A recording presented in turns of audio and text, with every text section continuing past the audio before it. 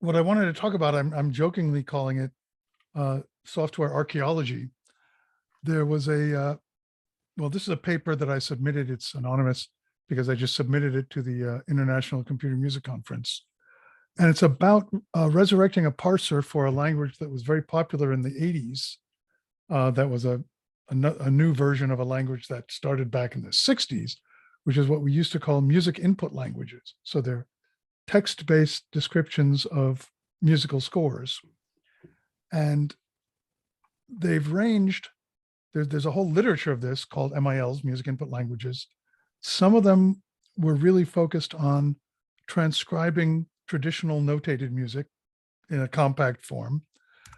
But many of them then, or the most popular ones, moved over to sort of go beyond just transcription to also being algorithmic composition, so that you could name different subsets like a melody or a rhythmic pattern and then do variations of it. For example, inverting the intervals in a melody or taking permutations of a rhythmic pattern.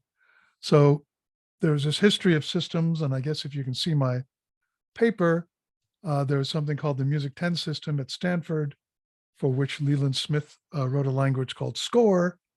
And then later, Alex Brinkman, the unfortunately late Alex Brinkman at Eastman School of Music in New York, wrote a version of Score for the PDP-11 and Unix, and a music language called Music 11.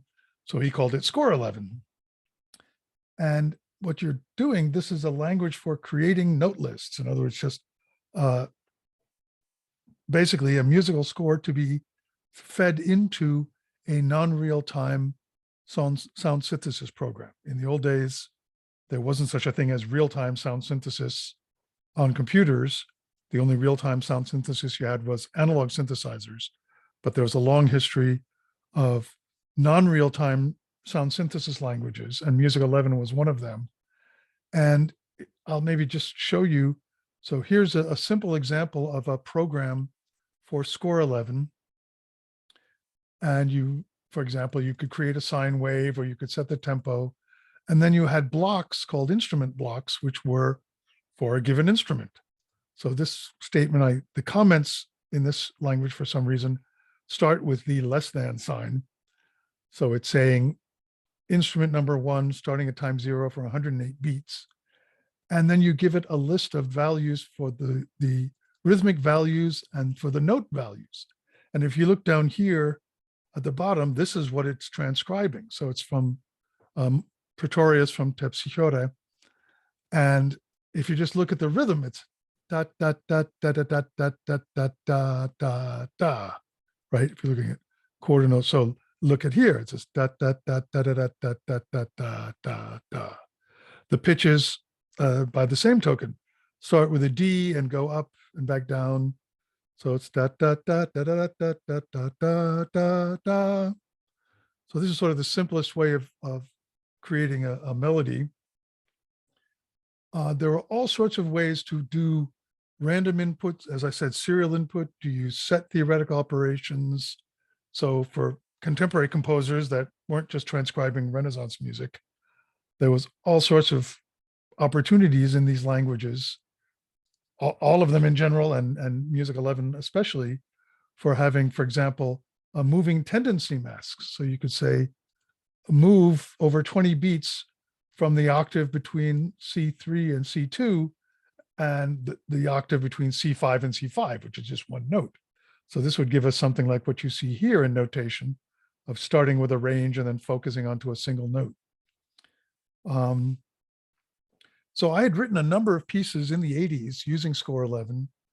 And as a second motivation, I wanted to write or have been sketching a composition dedicated to the composer John Chowning, who used Score for a number of pieces that were influential. And so I decided to port this, since the source code is all in Pascal and isn't available. And I might as well just write a parser for this kind of format in Smalltalk using the Siren system, which I've talked about here before, which is this set of about 350 classes for music, composition and performance and analysis and live interaction. So I basically, here's the format that I use now, where instead of just these instrument blocks that have properties, I said, well, let's make an object out of that. So you've got here, I create a Score-11 object, and then I add to it it becomes basically a dictionary of parameter number or parameter name. And then there are different, what you see here in these parentheses are just different ways of notating the data. So you could just set a constant value. If I said P6 is 1.0 mapped to glissando, or P7 is a random range mapped to position, or like we saw before, you can give rhythmic values and you can give note name values. In this case, you'll notice I have the pitches with colons in between them, and that implies chords. The slash says, here's the end of a particular contemporaneous event, but these are all 4-note chords for a Bach chorale. So the code itself, it's very, very simple because the class Score-11 just knows how to interpret the different formats of data. And when you take a score, so here's the constructor of the Score-11 object, which essentially contains the entire score. And then I set it a tempo, and the duty cycle impacts the overlap, the legato staccato overlap of the notes.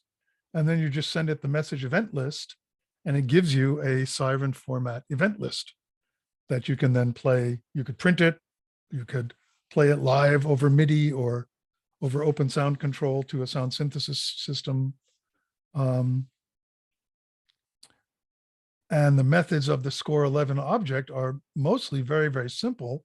They use the fact that a Music 11 object looks like a dictionary of dictionaries, where each token key to the dictionary implies which parameter, whether it be duration or spatial position or pitch, whatever. So the methods that process these are mostly very, very simple, and you just have loops that go through the event lists and assign something. So here I'm saying get the events, and then somewhere I'm saying event perform property with value to assign some property into the event list. So that's that. I thought I'd just look, I guess here's the next place. Can you all read this, or is the font too small? Is this vaguely legible? It's legible on my massive screen, but I think on a small screen it would be hard to read. Yeah, it's a little small. Well, a little small is okay. Legible. You can squint. All I wanted to do now, again, I have the Contact MIDI sampler running, and I have, I think here, a shell running the Sizzle synthesis loop, and for some reason, neither of them are talking to my sound system today. So I don't know what's going on there. But in theory, you should just be able to play any of these and have them play out in real time. And so maybe let's just finish with these. So the Bach chorale we already looked at, a couple different Bach chorales, simple melodies. For something a little more complex, I'm working on something called Sleeping Sword.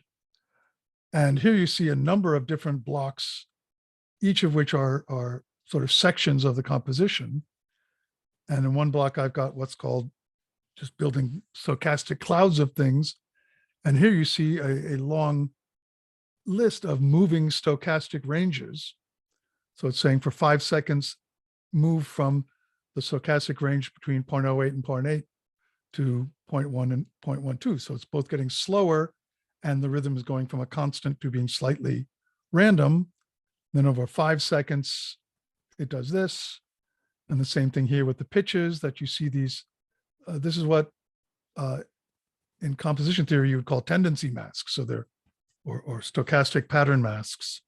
So I've got duration and pitch and amplitude ratio and glissando ratio and left-right position and all these things. And then at the bottom, I get the event list, and then I take an excerpt and remove some things so you can just process the event list using regular Siren Smalltalk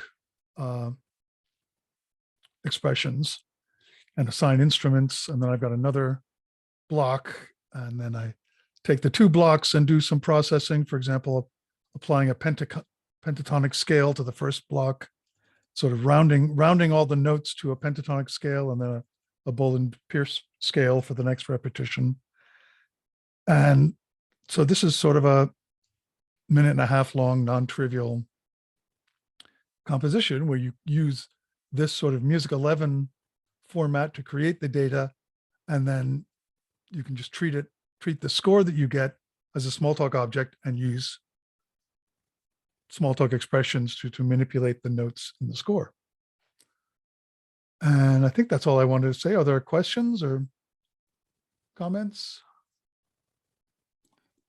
I guess I should say what the first things here, these are just recreations of a piece I did in 1980 to 82 that was called Bat Out of Hell, before the Meatloaf album of the same name. So I thought, well, since I had printouts of the score, why not just create a couple sections of that? So this is what I was sort of testing the port with, of recreating 40-year-old scores. Comments, questions? Not only that it's probably available as open source, so we can actually dive in and start playing with it. Yeah, it's part of the newest release of Siren, which is on GitHub. Right, which I And the synthesis framework Sizzle, the Create Signal library, is also on GitHub. Thank you very much. Do you find this is a Figured good way? Dave have something to say. Come on, what do the musicians say? Do you find this is a good way to visualize what's going on, like the kind of the way that these things are interspersed? Does that work well for you, or is there a second phase to create some editor for it or visualizer? Well, as you saw here, I can take any, or where did you see it? I closed it. There are visual editors in the Siren system, so you can notate using traditional notation, and the editors, of course, you can also just drag notes and delete things. So there are visual editors. If I just take an event list and say open, the open message will open a graphical editor. But for more complicated pieces like the one that you were showing us, does it actually work better to just read the text? I'm just curious. I'm not really a musician, but I was just wondering how it works, how it feels. That was what struck me. Well, there are. Okay, I'm an old fart. I generally do stuff in text. Over the years, though, I mean, a fine answer. I said an old fart, not a financier.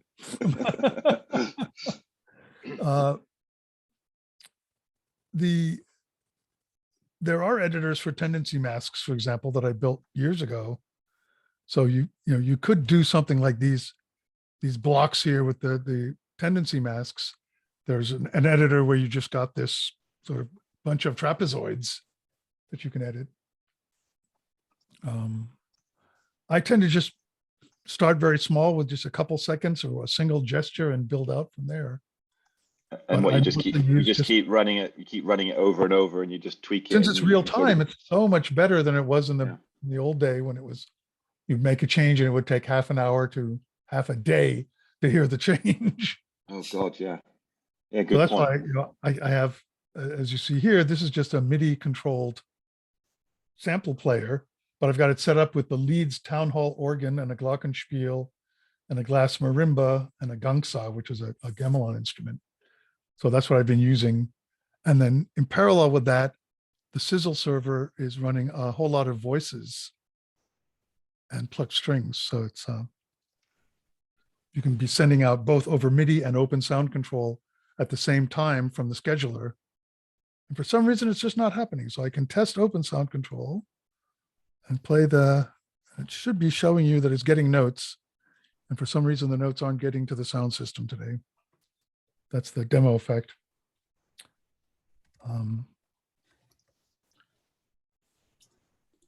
I got some questions as a non-musician. Shoot. So, so Score-11, it looks like a, basically a little DSL. First off, I'm wondering, Ms. Bean, can you read traditional notation? Pardon me? Personally? Personally, Do you yes. I read studied, traditional? I studied at the Vienna Music Academy Yeah, and taught at the Mozart figured. table. I have decades and so decades do- of. I assume, just didn't want to.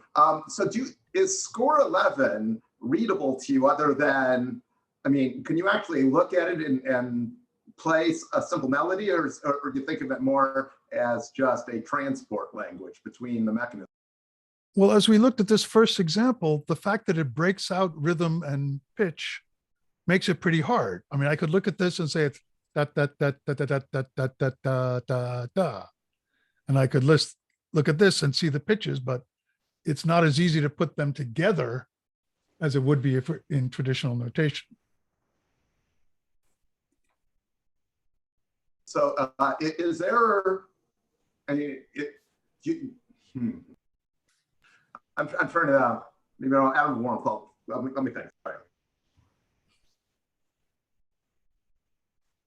So do you find an advantage to Score-11 versus just using straight small talk as an embedded DSL or a non-embedded DSL? Well, this is kind of just a parser for a similar format to Score-11.